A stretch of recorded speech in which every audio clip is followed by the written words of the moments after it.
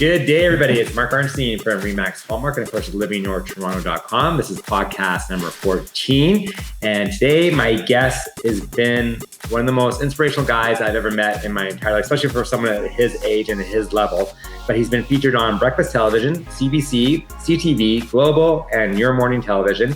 At 22 years old, this entrepreneur and keynote speaker, Sam Demma, doesn't let his age define his drive or credibility. His goal is to provide students with the tools and the strategies they need to become servant leaders in their schools, businesses, communities, and in their lives of those around them. And it all started with garbage, believe it or not.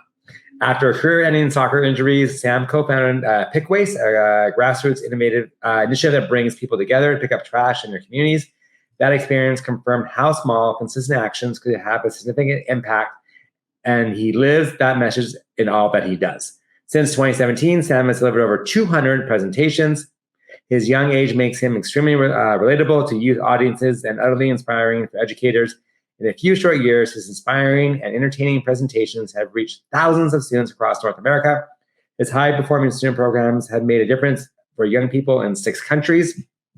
He's delivered 2 TEDx talks and is the youngest board director of the Canadian Association of Professional Speakers. There's no limit to where small actions will take this big thinker. Now, top it all off, he even has a book coming out on November 18th titled Empty Your Backpack. Please welcome our guest today, Mr. Sam Demma. Where's the board? You got to play the soundboard. Play the soundboard. Quick. Yay! Man, I'm so honored to be here. I did not pay Mark to read that. He pulled that together himself. No, you sent me $20 earlier. I'm so excited to be here, Mark. Thanks for having me. No, I'm so excited to have you, buddy. I mean, listen, you and I have met, I think it was November 2019? Back at the RRI conference. Yep. Yeah. And I remember hearing you speak and I was like, whoa, this kid is awesome. And I was like, for coming from someone who does what I do, obviously, yes, I am a real estate agent, but I do public speaking. Obviously, we do a lot of stuff through social media and blogs and podcasts, things like this. So, and to hear you up there on the stage speaking so confidently and, on a topic that may or may not be somewhat relatable to people, especially the age of the audience that you were speaking to, but yet you grasp everyone's attention. You had everyone completely engaged and eating out of the palm of your hands. And at a young age, I was absolutely just blown away. And so much so that I already had booked you for a speaking engagement at my kids' day school shortly right after. So, which was just cool. And we've become actually, I would say, good friends over the time in the last, 2.5 years since I met you. Great friends. I really appreciated speaking at Leo Beck. It's funny, a few weeks ago, as we mentioned before this recording, I was speaking at Chat, and there was about 3 or 4 students that walked up to me and said, a few years ago, you spoke at Leo Beck Day School, right? And I was like, yeah, that's me. And they're like, oh my God, this is crazy. And it was just so cool to see the students' growth and evolution over the years, the same way that our kind of friendship has grown. Yeah, no, totally. And so, I mentioned a couple of things in your bio, in your intro that I talked about from earlier, which it all started from unfortunately really bad soccer injury. You were on track to get a full ride scholarship to go play soccer down in the States. And it was your life. Your email address was soccersam@gmail.com. Yeah, I pulled that one out of my derriere, didn't I? That one is not on the bio sheet. That one's exclusively for people who have sit in the audience. Anyways, so, and unfortunately got a really bad knee injury, and not happened once, but it happened actually twice. And so you had to make a pivot, which for a lot of people can be a very difficult thing to do. And even more so, especially at a young age. And I know I keep saying young age, but I think it's important for people who are going to watch this to understand, we're not talking to, some 45-year-old guy who's gone through massive life experiences. We're talking to a 22-year-old young man who has taken life by the reins and has really harnessed it and turned into something that is really, truly magical. So I think this is really cool. I think that's why it's so important to have you out with us today. So I'm going to let you talk. So soccer injury, and you make a pivot and go from there. I had just wrapped up my second knee surgery, was still pursuing the dream to play pro soccer, feeling like my identity was falling apart. when you spend your whole life doing one thing and then watch it crumble in front of your eyes, Yeah. it feels like all the time you spent, all the sacrifices you made may have been all in vain, maybe were a waste of time. My parents were trying to find the best way to support me because they didn't know what to say or what to do about it. But while all the chaos was occurring, there was a teacher in my life who helped me realize that soccer was just one game that life had to offer, but that life had thousands of games. And at any moment, you could build the courage to start playing a new game. And that teacher was Mr. Loudfoot, Mike, my fourth period world issues class teacher. And he taught this lesson that a small, consistent action can make a big difference. And the games he was fascinated with playing related to having a positive impact on others, solving social problems, changing the world. And his passion for being of service really rubbed off on me. And I took his 3 words of small, consistent actions and tried to change something in my community now that I decided to stop playing sports. Right. And it was funny. I was walking home from high school 2 weeks after one of his lectures in class when a coffee cup blew across the sidewalk. And I don't know why, but for some reason, as it blew across the sidewalk, I felt the urge to bend down and pick it up. And we all know what the brand was. I won't tell you, but I will tell you that after I picked it up, I rolled up the rim to win. And did you win? No, it actually said, please play again. So I just casually threw it back on the ground and kept walking. No, I definitely didn't throw it back down. It was in that moment that I realized that was a small action, and I walk home from school every day. Why not take 2 seconds to just pick it up? Right. A good friend of mine saw me driving home. He's like, dude, why don't we do something with this? Together, we created a group called Pick Waste, where we started hosting 1-hour weekly community cleanups with students within the Durham region and the GTA. We never stopped because after those first 2 months, we gained so much support from our city and school boards, and we've continued the project for 5 years. Pick Waste is now its own proclaimed day in the city of Pickering. So the second Saturday of every July is known as Pick Waste Day, and residents in the city are encouraged to go pick up trash. We've done 300 plus cleanups. It's had a huge impact on the community environmentally, but also in giving students volunteer hours. We've handed out over 6,000 of those, and that work, without even realizing it, opened up doors for an opportunity to share these stories and inspire students across the country to do the same. Right. So that's how you got in from there. You pivoted and got into now doing public speaking and becoming a motivational speaker. Yeah. In that first year of starting Pick Waste, I had a lot of teachers reach out and basically ask if I would be willing to come to their school and share this story, along with the story of overcoming the adversity with the soccer injuries. They commented that they thought students would resonate because I was young. At the time I was 17. Now, I'm in my early 20s. I'm still very young and relatable to the students. Not that older people aren't, but there is definitely a little bit of an advantage. And I just went in and I said yes to the opportunities. There were all these free presentations. I did about 30 of them before a principal handed me $100 and said, you did a really great job. You deserve this. And it made me really curious. And I asked him, do you pay people to do this? And he was like, yeah, we actually bring in programs all the time, and pay them a lot more money. And I went home thinking to myself, I'm really passionate about doing this work. If this is a legit career path I can pursue, I definitely want to explore it.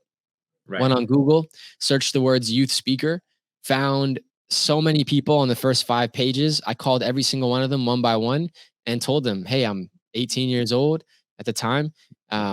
I really want to get into the work that you're doing. Can you answer some questions? And the rest was history. At 19, I decided to formalize this and spend almost all of my time speaking at schools, conferences, across Canada. And more recently, I acquired my visa so we can finally branch in and start doing presentations in the States as well.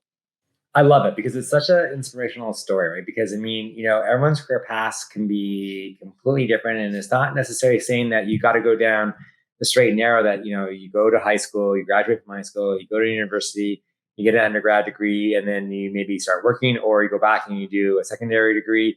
But like, you can do things and become very successful. No, I'm not saying let's drop out of school or any of that kind of stuff whatsoever, but it's just that you took an opportunity and you grabbed it and ran with it, which a lot of people wouldn't necessarily do, which I think is like what makes it so cool. Okay, so now you got to perfect your skills, and now you join Toastmasters, right? So to become a better speaker, and tell me about that. I needed to practice. One of the things that sports taught me growing up was that there are no shortcuts to success, especially in sports. If you want to develop a better shot, you have to physically take the soccer ball to a field and kick it 1,000 times. You Yeah. can't just pay somebody to snap their fingers and all of a sudden you're an amazing athlete. That discipline and dedication that I learned from a young age in sports translated into speaking. I needed a way to get my reps in when it came to this new game that I was choosing to play of doing presentations. Right. The first thing I did was join Toastmasters. I was speaking once a week. They had a meeting every single Wednesday. And I would always put my hand up whenever they asked if someone wanted to deliver a new speech. Even if I hadn't had one made, I would make Right. one on the fly. I Right. also had a waterproof G-Shock watch that I would wear with me in the shower so I could time my different stories and I would practice in front of the wet wall of tiles.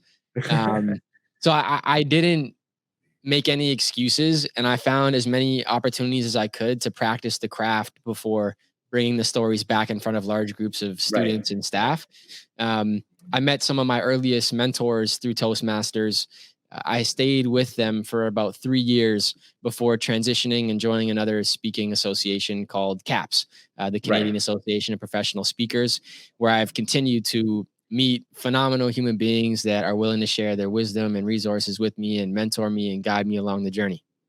Oh, that's awesome. And well, it's interesting. It's like I coach, my kids, my two boys play competitive hockey. And I usually alternate each season going back and forth between being a coaching member on one of their teams. So this year I've gone back to coaching Jakey's team, who now these kids are all 15, boys are all 15 years old. But what you said, it's like how I tell them all the time, how you practice is how you play, right? So it goes for anything in life. So like if you don't do it well in practice, you're not going to do it well in a game. And that's where also I think, like studying on those other little things that become so important, right? And learning how to communicate with others and how you practice those skills. Because these are skills, right? These are lifelong skills. And the better you can practice and hone it and become so amazing at it, the better you're going to be when it comes into those real life situations when you have to use them to your to what you do, right? I mean, it's like sitting here talking with you today. I mean, it's not like, I just wing this and I go off the top of my head. Like I have to practice being able to do this so I can do it efficiently and not sound like an idiot when I'm having a conversation with you. So I know what I'm actually talking about. So, yeah. So it's a really cool concept. Okay. So And I think the skill that you try to enforce and share and have your teammates embrace is this idea that like the way we do one thing is the way we do everything. It doesn't right. even matter if it's practice or if it's a game. The key is to give 100% of our efforts towards whatever it is that we're doing, because slacking off in practice will not only affect the way we play at the game, it'll also affect the way we handle our homework in school. It'll also affect the way we treat people in our relationships. It's like we have to show up and be great no matter what it is that the task is being put in front of us. And I think that just like bleeds into all other areas of your life, Yeah. Yeah. And I think, for you, especially, and correct me if I'm wrong, but I would think, given what's happened in the last couple of years and I hate bringing this back up again, but because of COVID, the mental health component to what you kind of talk about a lot has probably had even more so of an impact now than ever has before when you first started doing this. I make a conscious effort to give students and young people a space to talk. I think it's really important that we cultivate spaces where they can be their authentic selves and they know that they're not going to be judged by other people. And I do this through Instagram Live. Before the summer, I was doing Instagram Lives every single weekend. Sometimes 120 students would join. Other times it was more intimate, 30, 40 young people. And I routinely invite them up on stage and have them share and build confidence speaking in front of people. And there was a student who I spoke at their school, but had never talked to them one-on-one personally, who joined the call, came up on screen. And I asked this young man, what are you passionate about? What are your dreams and goals? He told me there was two things. The first was to be an actor. And I believe that if you have a goal that society deems as unrealistic, you should still pursue it, because even if you don't accomplish the thing, the person you become in the process of chasing a big audacious goal far outweighs the benefit of becoming an actor, because the person you become is invaluable. It doesn't change. Right. And you don't know unless you try. Yeah, 100%. And who's to say you don't bring the dream to life, right? So that was the first thing he shared. The second thing I was a little confused about, he said, I want to have 50,000 followers on social media. It felt like an arbitrary number and goal. So I politely challenged him and asked, what in your life would change if all of a sudden I snapped my fingers and 50,000 people were following you? He said kids at school would stop bullying me and calling me a loser.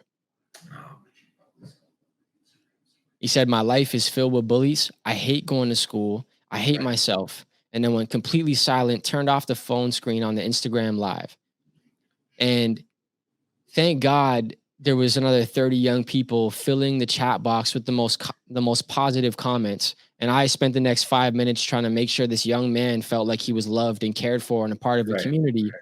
And we connected him to his guidance counselors after and sent him merch. But I couldn't get this situational idea out of my mind that this young person who has big dreams and could have such a bright future ahead of him was allowing the negative words and opinions of people who don't even care about him to affect the way that he sees himself every single day.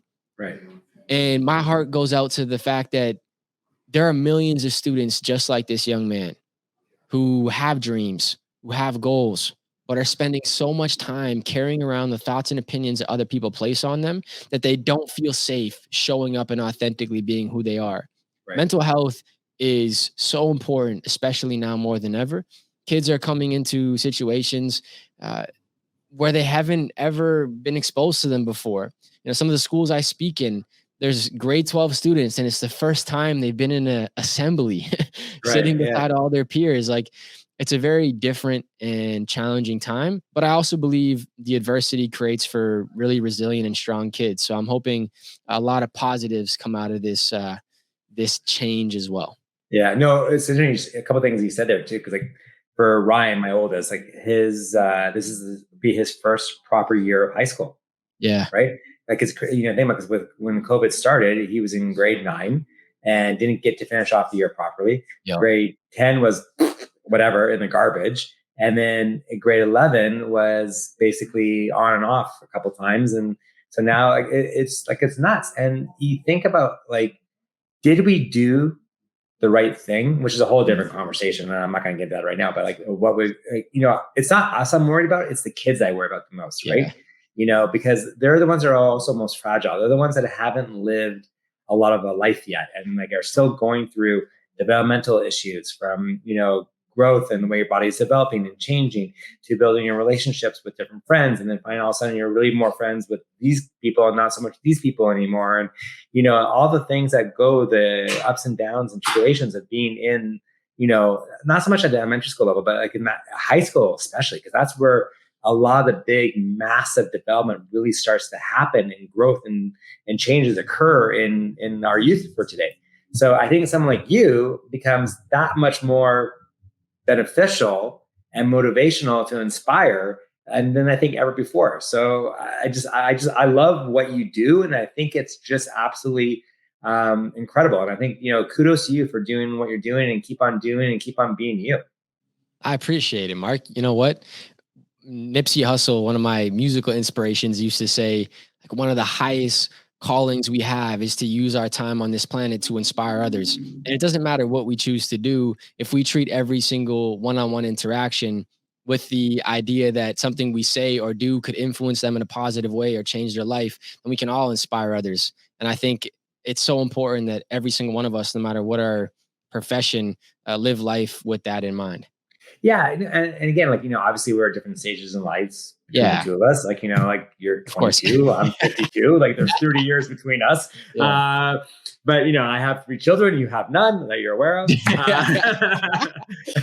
I hope. But my point is, I'm saying is that, as a parent, right? Yeah. Like, isn't our job kind of to inspire, right? Our kids, to make them want to become better people, to make them want to do small, consistent actions, to make them want to, be good peers, be good friends, be good people in society. And I think that message just doesn't, in our crazy messed up world between, social media and all the different avenues between Instagram, Snapchat, the list can go on. I can't even name them all because I don't even know what they all TikTok. are. But yeah, TikTok. I mean, all that stuff. It's like they're so here instead of being here.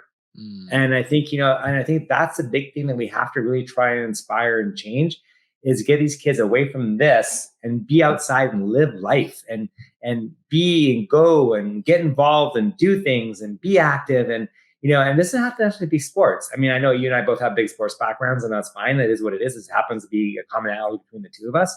But like, I don't care what it is that you're into. Like, if it's into, sewing, or you're into playing board games, or you're into, going for hikes, or, like whatever gets you going, that's all good. But just get out there and go and do it, and don't stay behind the phone, because I think that's the biggest thing that is going to have so much negative impact on these kids going forward today than we can even possibly get a handle on or even begin to imagine. I couldn't agree more. I think you hit it right on the nail. I like to think about the activities in my life that I love the most, one of them being Latin dancing. Right. I would have never figured out that I love Latin dancing unless I got up and tried it. I took 15 dance lessons. It's like when you think about the activities that you love the most in your life, you realize that the only way you figured out you like doing those things is by actually trying them. So it's so important that we encourage young people to try as many things as possible, to treat life like a buffet where you grab a little bit of every single food offering, and some things you hate, like pineapples on pizza. And I actually like pineapple on pizza. Just make a mental note. You're like, no more of that stuff. But the other stuff that you enjoy, you just go back and get more of. And I think the same can be said about figuring out what activities we enjoy. Totally. And, and that's it. Like, it's like, there's, things like with these kids, and like, you put them into activities, and, all of a sudden it's like, I don't like this, this wasn't quite what I want, what I wanted to do. I'm like, okay, that's fine, but finish what you start. Yeah. Right. See it through, because you don't know where things are going to go and how it's going to change and how it's going to evolve, and where you are at the beginning and where you finish at the end are not necessarily going to be the same thing. They can be extremely different, actually. And I think, as parents, sometimes we're too quick to, fine, you don't want to do it? Boom, done, finished. Let's go on to the next. I'm like, no, like you finish what you start, like, for sure. I think back to when I was a little kid and my dad signed me up for skating lessons with my sister. Right. Every single day we would finish the skate crying. Daddy, we don't want to do this. Daddy, we don't want to go. Daddy, please don't bring us to any more of these skating lessons. Yeah. And lesson after lesson, my dad brought us, tied our shoes for us while we're crying, our skates, put us on the ice. I'm so grateful that he pushed us through that uncomfortable period, because now I can skate. And I really enjoy skating and look forward to opportunities to do so. But if he chose my temporary comfort over what was probably going to be better and more beneficial for me in the long run, seeing the good aspects of it that I wasn't able to see myself as a little kid, I would have never been able to skate. So that it really goes to show your point that where you start and where you finish are totally different. And now I love skating. Yeah, absolutely. No, I mean, same thing with my oldest. Like I remember a couple of times taking him, and like he was crying, bawling his eyes out. I don't want to do that. Now he's like, every day, it's like, Dad, do we have any ice? Like, where can we get ice? I want to go for a skate. I want to practice. I want to work on my stuff. I'm like, I don't have ice for you. It's like, but like, I go, you remember the time when you cried? And he goes, no, I don't remember that. I'm like, you sure? Because I sure do. And like, so it's true. I mean, okay. Anyways, we're getting off topic, and I just lost my earbud here, so I apologize. Okay, so there's a thing called November 18th, a date in the calendar, and on that day is a special day for you because you have a book. So again, keep in mind, this guy is 22 years old. He's written a book, okay, called Empty Your Backpack. Did I get it right? Yeah, Empty Your Backpack. So tell me, okay, so first of all, I got a couple questions on this. Unfortunately, I have not got my advanced copy, which I thought I would have gotten by one, but that's fine. I understand. They haven't been printed yet. They haven't been printed yet. Okay, all right. Okay, so I expect one to be delivered soon. So one, what was the inspiration for doing the book? Two, give us a little bit about what the book is actually about. And three, let's talk about the title. Yeah, absolutely. The interaction I had with that student who was telling me his dream was to be an actor, but that he simultaneously also wanted 50,000 followers, actually made me really emotional after the conversation was over. And I couldn't get this idea out of my mind that he had spent so much time carrying around the thoughts and opinions of other people on his back. And after that conversation, I started thinking about my own experience, worrying about the opinions other people placed on me when I was a student. I chased a really big dream and a really big goal, which was to play pro soccer. And more often than not, people would support me with their words, but I could tell that their words weren't actually belief in me. It Right. was more like, oh, keep it up, great work. But behind the scenes, they might have actually believed something a little bit different, whether or not it would actually happen. And teachers would tell me, make sure you have a backup plan. I even had coaches that would tell me, we have to be realistic. Only 0.05% of us on this team will actually ever make it pro. And that's okay. It's just a part of the game. Guidance counselors would make sure I had a backup plan. Like I was always told the reasons why it's not going to work out. And so I ended up carrying around all these beliefs in my backpack, about what was possible for me, about my potential. And after that conversation with this young man, I reflect on my own experiences. I got really emotional and I started writing a spoken word poem. It's Right. titled Empty Your Backpack, and it encourages young people to let go of the limiting beliefs and opinions that the world or other people place on them.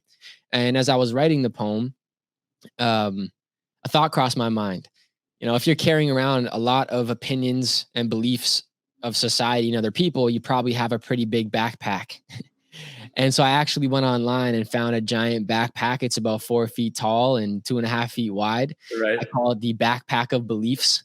And I actually bring it with me to schools and conferences when I do my presentation. It's a really big visual, and students, people in general, just love it and want to take pictures with it and all Right. this fun stuff. Right. So it was this interaction with this young man that made me reflect on my own experiences growing up that inspired me to write the book. I think I just answered your first question and your third. The title, Yeah. um, the title is all about letting go of these beliefs that we carry in our backpack, which is really just an analogy for the brain. The book itself, what it's about, is encouraging young people to realize that their dream is not unrealistic, that the thing they want to pursue is possible. Um, I think what makes a dream unrealistic isn't actually innately the dream itself. It's what the person chasing it is willing to do, Right. what the person chasing it is willing to sacrifice in turn for trying to bring this thing to life. Um, I want students to realize that they can shift their mindset and take different actions to move closer to one of their dreams and goals. And Right. so the book is split into two sections. The first is 6 mindset shifts that will help them build more self confidence and realize that the dream they want to pursue or chase, or to figure out the dream they want to pursue or chase, is possible. And then the second half of the book, the last 6 chapters, is all about practical actions they could take to actually start taking steps forward. Cool. Cool. Well, it's like, it's because you always just say, hard work beats talent when talent doesn't work hard. Yeah. Right. Like, I mean, like, you can have all the tools in the toolbox, but if you don't use them to your advantage, you can only get so far. But the ones that really want to work their derrieres off and put all the time and the effort in and the training and everything else that goes into doing whatever you're going to do. And when I say training, I'm not necessarily speaking sports, I'm speaking about anything you're going to do. Yeah. You can become successful at it. Ray Dalio said, you can't have everything, but you can have anything. And when you start thinking about life from that perspective, what is the anything that you want? If you focus all your attention and energy on having this one thing or achieving and becoming this one thing and use all of your time and energy towards that, it becomes a lot more possible and probable. I got to the point of my soccer dream where I started seeing, after my second knee surgery, 4 of my teammates end up in the MLS, 2 of them on Right. the starting line of the Canadian men's national team. My dream was not unrealistic. I was a little bit unlucky with the way it unfolded towards the end, but I was so close that it made me realize pursuing that dream was not unrealistic. What would have made it unrealistic is if I told everybody growing up I wanted to play pro soccer and then every day went home and played video games and didn't dedicate myself to the game and sport. Then there's an inconsistency between what I say I really want and what I'm doing about it. And if we can encourage young people to realize their dream is possible and it rests in their own hands, I think it's a really liberating feeling, Yeah. It's, I would say actions speak louder than words. Yeah. Right. proof is in the pudding, right? Like, if you want something bad enough, what are you going to do to go and get it? Right. Yeah. And just that's the really cool. I got a question for you. The kid that was an inspiration for the book and Enter Your Backpack, did you ever actually able to meet up with him and connect with him or no? So I just don't want to say his name for privacy Yeah, reasons. I But know, obviously. Yeah, for sure. he lives in Ottawa. Um, we've stayed in touch over Instagram. We haven't actually met up in person. He knows a little bit about the project and the book, which is really awesome, and he's doing really well, which is really good to hear. Right. And is he pursued his dream of becoming an actor or no? He's still in high school, so Okay. he's slowly making steps in that direction. Yeah. I got to make sure I check in on him and see about his progress or what he's doing about it to make sure it's not just a thing that he shared. Right. Okay, cool. Now the book comes out in November. The book launches November 18th. Yeah, so November 18th, we booked out a venue in Ajax. I'll be doing a keynote speech. There'll be some red carpets, food, an open bar with non-alcoholic beverages. There'll be some magic as well. And the tickets are $20. Every single one of them include a copy of the book. So, if Basically you're not busy, you're just buying your copy of the book, basically. Yeah, literally. And you get, in addition to that, a keynote speech and food and all this other fun stuff. So, if you're listening to this and want to expose your kids to some good life advice and a good resource, I would love to see you there. I'm not biased at all. No. And the thing is, I think, for people who are watching us and listening to us, and we talk about, the small, consistent actions you can see, but like when you talk, it's not like you're talking just to do the talking. You can see and feel, which I think is also important, the passion of what you're talking about and how it exudes from your body and your mannerisms and your expressions that, like, yeah, I understand this. I believe in this. This is who I am. This is what I'm about. And I'm going to do everything in my power to make sure I get that message across. Yes, no, maybe so. I hope that's how it comes across. I listen to some music before I go on stage at every single school or conference. This past week, I own a Catholic secondary school in Mississauga. And before the presentation started, the vice principal came over and said, "Sam, I'm really sorry, but the microphone is broken and we're not going to have a mic." And there's 500 students sitting in the audience, or at least a couple hundred. And I go backstage, which in a high school is really the equipment room in the gymnasium.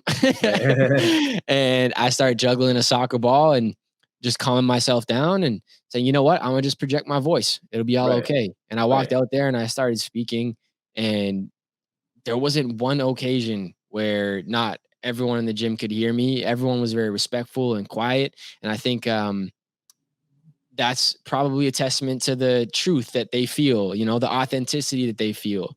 Right.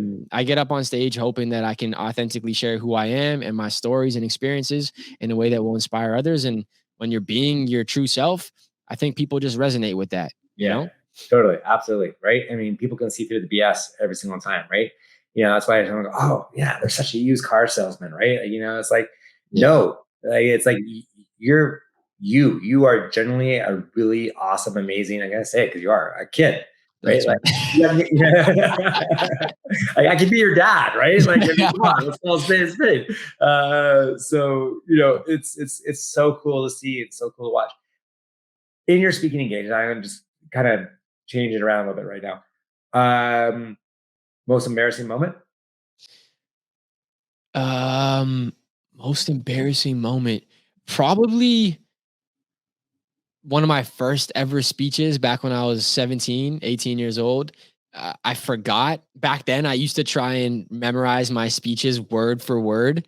And that gets really difficult when the speeches are like 45 minutes long. Yeah. And I'm like mentally going through my mind on stage and totally lose my track of where I was supposed to be or what the next word was. Literally froze like Eminem from 8 Mile.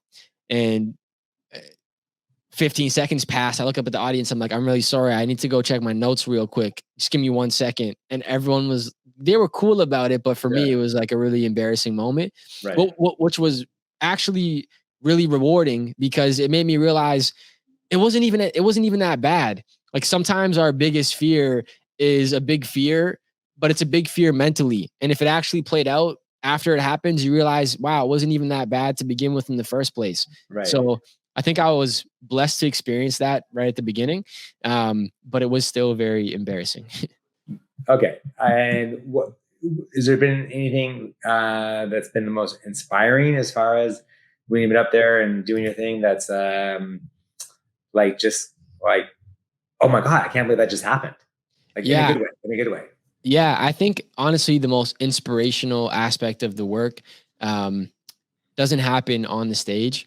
It actually happens afterwards when students walk up and they share things with me.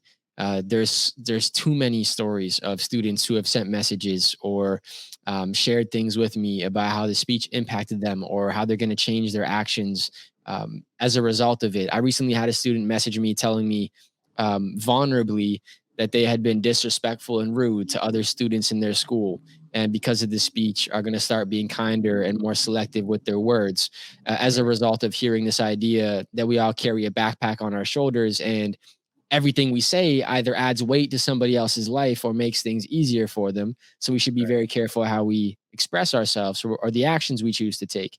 And it's reading messages like that or messages from students' parents that reach out that really fill my soul and inspire me the most. Right. Cool. Cool. All right. That's awesome. No, it's because we talk about with the kids too. Like, it's like, it's not necessarily emptying your backpack, but it's either emptying or filling up your bucket. Yeah. Right. Idea like, is your bucket full or is your bucket empty? Right. Yeah. And, full is a good thing. Empty is a bad thing. And it's like, okay, well, if it's empty, why is it empty? And what do you have to do to fix that? Right. Yeah. So what's next for you, bud? Like what's next in the horizon in your world? What no one knows about, and they'll be hearing about it first on this podcast because Mark, you're a special human being in my life. Even though you didn't get an advanced reader copy. I'm not that special. What no one knows is that November 18th isn't actually just the book launch. It's the launch of the whole Empty Your Backpack tour. April 1st, I'm getting an RV and we're wrapping it. And I'm going to be journeying across the country with this giant backpack with the goal of helping 1 million young students let go of beliefs that are holding them back. And the way we're going to track it is that every event that I speak at or participate in, there's going to be a QR code on screen where they could anonymously submit something they believe about themselves that is not helpful or supportive, with the goal of getting 1 million people to do it. So there'll be like backpack walks across the country, other book launch events happening, going east and west from Ontario. So organizing that project and bringing it all to life is like the next big thing. Right. Part 1 of the tour will be April 1st to the end of June, going from Ontario to BC. And then part 2 will be September until mid-November, going from Ontario to St. John's. So that's the next big piece. You don't want to go past St. John's before the end of November. That would be bad. No, we got to be careful. Once the pipes start to freeze, I'm going to have to, put the RV underneath a blanket. Yeah, totally. Oh, that's awesome. Good for you, bud. I got to tell you, every time I talk to you or have a conversation with you, and you never cease to amaze me.